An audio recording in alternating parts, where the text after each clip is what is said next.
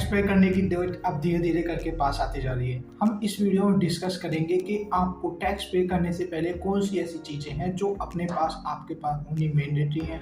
आप इन्हें रख के आप अपने टैक्स को इजीली फिल कर सकते हो और आराम से टैक्स भर सकते हो। तो ऐसी 10 चीज़ों के बारे में हम आज पूरा डिटेल में डिस्कशन करेंगे। तो सबसे पहले है हमारा फॉर्म 16। फॉर्म 16 एम्प्लॉयर के द्वारा आपको प्रोवाइड जरूर किया जाता है। एम्प्लॉयर के द्वारा आपको प्रोवाइड करने के बाद में होता ये है कि आप उसमें आपके सैलरी ब्रेकअप सब कुछ डिटेल आपकी मेंशन होती है, उसमें एम्प्लॉयर की डिटेल भी मेंशन होती है, जिसे फिल करके आप आराम से अपना टैक्स के लिए फाइल कर सकते हो। तो फॉर्म 16 सबसे पहले आपकी रिक्वायरमेंट होगी कभी भी आप जब टैक्स के लिए फाइल कर रहे हो। दूसरा, बैंक या पोस्ट ऑफिस इंटरेस्ट सर्टिफिकेट। आपने कोई भी बाहर से कितना इंटरेस्ट कमा रहे हो, आप बैंक से कितना इंटरेस्ट ले रहे हो, पोस्ट ऑफिस से कोई इंटरेस्ट आ रहा है आपका, या अदर आपके जितने भी इनकम सोर्स हैं वहाँ से आप कितना इंटरेस्ट कमा रहे हो, उसका सर्टिफिकेट आपको रेडी रखना है। आप इसको आप रख के आप ITR फाइल इजीली कर सकते हो और आप बच जाओगे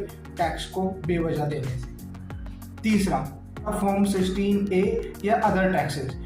इसमें आप जनरली ये बताते हो जो आपका इंटरेस्ट मिल रहा है वो आपको मिला तो सही, पर वो 40,000 से और यंगर एम्प्लॉय, अगर कोई सीनियर सिटीजन है तो उसके लिए वो 50,000 से ज़्यादा नहीं है। अगर ये लिमिट उसको क्रॉस कर जाती है तो आपको उस पर अदर से चीज़ें दिखानी होगी कि आप इसमें जस्टिफाई जनरली यही होता है कि आप एक लिमिट में इंटरेस्ट कमा रहे हो, आपका इंटरेस्ट है 40,000 या और सीनियर सिटीजन्स के लिए 50,000 से कम है और उतना ही है, उससे ज़्यादा आप क्रॉस नहीं कर रहे। अगर आप करते हो तो आप पे अदर थिंग्स अप्लाई होते हैं।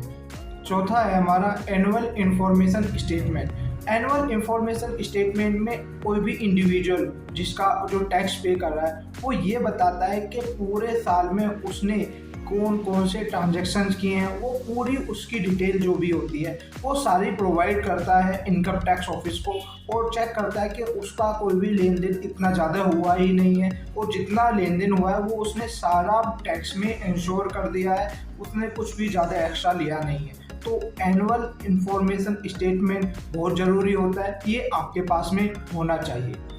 पांचवा हमारा फॉर्म 26AS। ये जनरली ऐसा होता है कि जब भी हम कोई भी पैन कार्ड से भरते हैं तो पैन कार्ड हम लगा देते हैं, पर हमने क्या रॉन्ग पैन कार्ड लगा दिया है। अब पैन कार्ड नंबर भी सही कर दिया, कई बार चांसेस ये होते हैं कि हमने ईयर उसमें असेसमेंट जो है वो गलत भर दिया है। तो ऐसे डिटेल जितनी भी हैं वो हमें यहाँ प्रोवाइड करनी होती है कि कहाँ कहाँ हमने अपने पैन कार्ड का यूज़ किया था, कहाँ अपना टैक्स कटवाया है और कितना हमने ऐसा टैक्स कटवा दिया है। तो ये सारी डिटेल इसमें मेंशन होती है फॉर्म 26AS में, और यही चीज़ें आगे जाके प्रोवाइड करी जाती हैं। नेक्स्ट 6 नंबर, अगर आप सेविंग इन्वेस्टमेंट प्रूफ, अगर आपने कोई LIC करा रखी है या सेविंग का आपने कोई भी रूट चेक ले रखा है, अब तो होता ही है कि वो प्रूफ आपको दिखाना होगा कि आपने कहाँ कहाँ सेविंग अपनी करा रखी है। उन सेविंग से आपका पूरा का पूरा ब्यौरा दिया जाता है, वो प्रूफ एज ए सबमिट होता है। तो वो बहुत ज़रूरी होता है आपको उसका प्रूफ लेके रखना कि आपने कहाँ सेविंग में कितना इन्वेस्टमेंट ऑलरेडी कर चुके हो और उससे हमारा कितना पैसा हमें टैक्स के रूप में हम अपना बचा सकते हैं।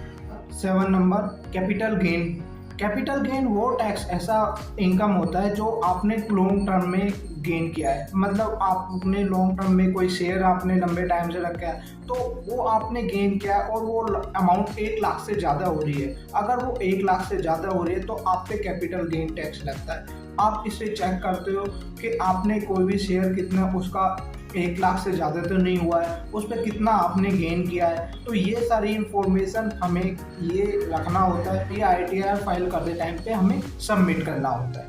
नेक्स्ट है हमारा 8वां number, detail of foreign asset. अगर आपने कहीं बाहर जाके अपना कोई मकान खरीद रखा है, प्रॉपर्टी आपने जनरली कह सकते हैं वो खरीद रखी है, आपका कोई अदर कंट्रीज में जितने भी बैंक अकाउंट अवेलेबल हैं, आप वहाँ से कितना इंटरेस्ट कमा रहे हो तो ये सारी डिटेल हम यहाँ देते हैं, और वो भी हमें एक प्रूफ रखना होता है कि हमने उनसे इतना इनकम करा है और उससे हमें इतना इनकम हो रहा है, तो हम इतना इंटरेस्ट पे कर रहे हैं उस पर। मतलब जितना भी आप वहाँ पे कोई भी इंटरेस्ट ले रहे हो या कुछ भी वहाँ से इनकम आ रही है, वो सारा आपको यहाँ डिटेल आपको मेंशन करके रखनी होगी कि आपने इतना इनकम किया है। अब है हमारा नेक्स्ट वन है हमारा आधार नंबर। ये है 9th नंबर। 9th नंबर में आधार नंबर हमारा बहुत ज़्यादा ज़रूरी हो गया है। इवन अगर आपके पास में आधार नंबर आज की डेट में अवेलेबल नहीं है, तो आप उसके लिए एनरोल कीजिए, और टैक्स भरते टाइम पे उस एनरोलमेंट जो नंबर आपको मिला है एनरोलमेंट का, तो वो आपको सबमिट करना होता है। एनरोलमेंट नंबर सबमिट करने के बाद में आपको पता पड़ता है कि हाँ रियलिटी में इतना टैक्स आपके आधार कार्ड और पैन कार्ड आज लिंक है, तो उससे गवर्नमेंट की आपकी ट्रैकिंग अच्छे से कर पाती है और आपको अच्छे से कोई भी दिक्कत नहीं आती।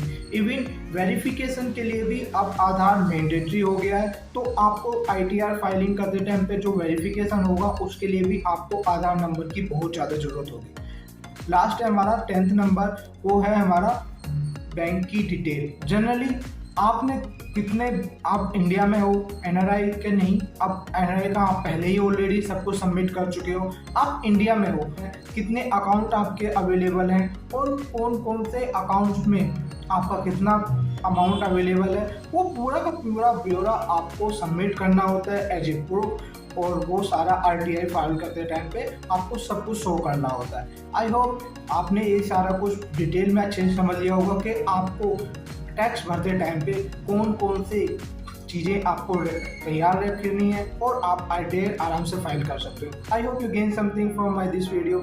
Thanks for watching.